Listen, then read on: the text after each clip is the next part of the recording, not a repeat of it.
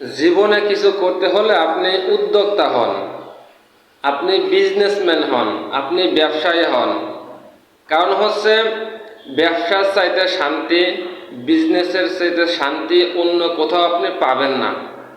আপনি হয়তো চাকরির পিছনে দৌড়াচ্ছেন, হ্যাঁ আপনি চাকরি করেন, আমার বাধা নাই, কিন্তু চাকরিতে যে প্যারা, এই প্যারা কিন্তু অন্য কোথাও প্যারা নাই।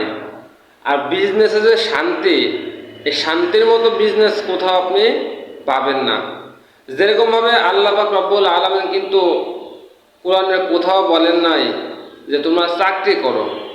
সে কিন্তু কোরআনে উল্লেখ করে দিয়েছেন আহাল্লাল্লাহুল বাইআ ওয়া হাররামার রিবা, অর্থাৎ আল্লাহ পাক রব্বুল আলামিন সুদকে হারাম করেছেন, ব্যবসাকে কি হালাল করেছেন। এখানে চাকরির কোনো কথা উল্লেখ করা নাই। যেরকমভাবে নবী রাসূল সাহাবায়ে কেরাম